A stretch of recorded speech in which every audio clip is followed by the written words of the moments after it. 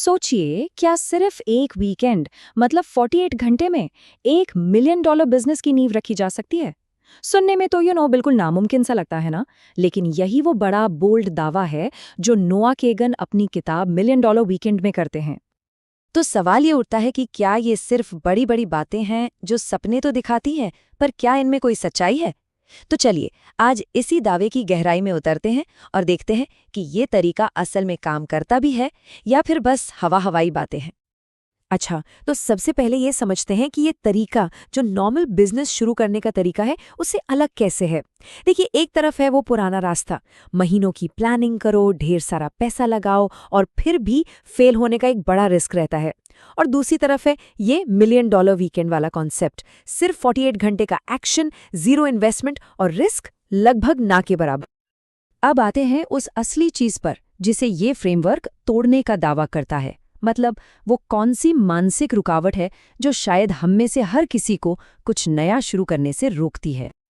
देखिए, किताब कहती है कि ज्यादातर लोग पैसे या आइडिया की कमी से नहीं रुकते। नहीं, असली वजह है दो तरह का डर। पहला, कुछ भी नया शुरू करने का डर, और दूसरा किसी से कुछ मांगने का डर, चाहे वो मदद हो या पैसा। और सच तो ये है कि यही डर हमें अपनी जगह पर जमाए रखते हैं। तो सवाल ये है कि इन डरों को तोड़ा कैसे जाए। इसका जवाब वो इस किताब की फिलॉसफी में छिपा है। एक बिल्कुल नई सोच, एक ऐसा माइंडसेट जो सारे पुराने नियमों को पलट कर रख देता है। और वो माइंडसेट है नाउ नॉट हाउ। मतलब अभी करो, ये मत सोचो कि कैसे होगा।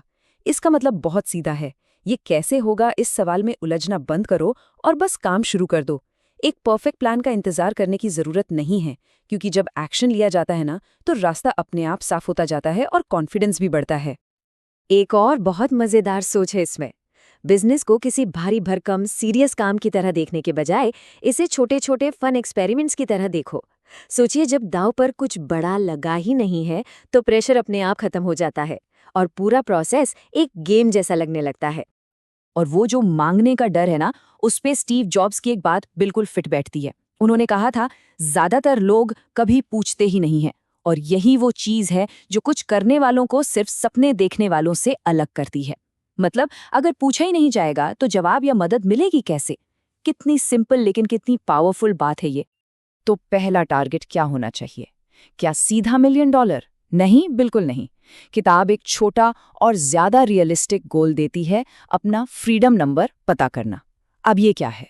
ये वो मिनिमम मंथली इनकम है जिससे किसी के भी महीने के सारे खर्चे निकल जाएं। बस जब बिजनेस से इतना आने लगे तब नौकरी छोड़ने के बारे में सोचा जा सकता है। इससे पूरा सपना जमीन पर आ जाता है, हकीकत के ज्यादा करीब।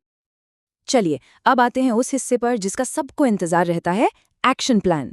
मतलब ये सारी फिलॉसफी असल में काम कैसे करती है, स्टेप बाय स्टेप देखते हैं। तो ये रहा 48 घंटे का पूरा रोड मैप। शुक्रवार, लोगों की प्रॉब्लम्स ढूंढो और उनसे आइडियाज बनाओ। शनिवार, अपने बेस्ट आइडिया को 1 मिनट बिजनेस मॉडल में फिट करो। इसमें बस 3 सवाल हैं। कस्टमर कौन है, उसकी प्रॉब्लम क्या है और हमारा सोल्यूशन क्या है।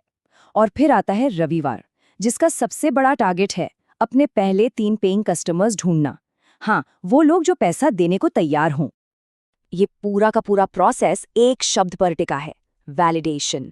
मतलब अपने आइडिया को मार्केट में टेस्ट करना। कैसे? पहले एक असली प्रॉब्लम ढूंढो, फिर उसका एक सोल्यूशन तैयार करो, और सबसे जरूरी स्टेप, प्रोडक्ट या सर्विस बनाने से पहले ही उसके लिए पैसे ले लो। जी हाँ, पहले पैसे, इसी को प्री सेलिंग कहते हैं, और यही इस पूरे तरीके का असली सीक्रेट है। और अब आता है इस पूरे तरीके का गोल्डन रूल, सबसे बड़ा नियम। वो ये है, जब तक कोई आइडिया के लिए पैसे देने को तैयार ना हो, तब तक अपनी जेब से 1 रुपया भी खर्च नहीं करना है। इससे क्या होता है? आपका फाइनेंशियल रिस्क जीरो हो जाता है, बिल्कुल जीरो। लेकिन एक मिनट रुकिए, क्या ये सब सुनने में थोड़ा too good to be true नहीं लग रहा? चलिए अब इसका दूसरा पहलू भी देखते हैं, ताकि हमें पूरी पिक्चर क्लियर हो। देखिए, एक बात समझनी बहुत जरूरी है। यह फ्रेमवर्क हर तरह के बिजनेस के लिए नहीं है। ये सर्विस या डिजिटल प्रोडक्ट्स के लिए तो बेहतरीन है, पर जहां कोई हार्डवेयर बनाना हो या सामान स्टॉक करना हो, वहां शायद ये काम ना करे। और हाँ, ये भी याद रखना होगा कि वीकेंड तो बस एक स्टार्टिंग पॉइंट है। असली रेस, असली मेहनत तो उसके बाद ही शुरू होती है। तो ठीक है, वीकेंड खत्म हो गया, एक शुरुआत हो गई। अब आगे क्या? एक बार जब बिजनेस की चिंगारी जल जाए तो उसे एक बड़ी आग में कैसे बदला जाए? किताब इसके बारे में भी बताती है। ग्रोथ के लिए 3 रास्ते बताए गए हैं। पहला, सोशल मीडिया का इस्तेमाल करके अपनी ऑडियंस बनाओ। दूसरा, ईमेल मार्केटिंग से प्रॉफिट जनरेट करो। और तीसरा, छोटे छोटे मार्केटिंग एक्सपेरिमेंट्स करते रहो ताकि बिजनेस स्केल हो सके, मतलब बड़ा हो सके। तो इस पूरी बातचीत का निचोड़ क्या है? मेन टेक अवे क्या है? बस एक लाइन में, एक्शन लेना परफेक्शन का इंतजार करने से 1000 गुना बेहतर है। एक छोटा सा एक्सपेरिमेंट शुरू कर देना एक परफेक्ट प्लान के बारे में सिर्फ सोचते रहने से हमेशा हमेशा बेहतर होता है। तो अब सोचने वाली बात यह है कि वो कौन सा एक छोटा सा एक्सपेरिमेंट है जिसे इसी वीकेंड पर आजमाया जा सकता है। वो क्या छोटा सा आइडिया है जिस पर काम शुरू किया जा सकता है?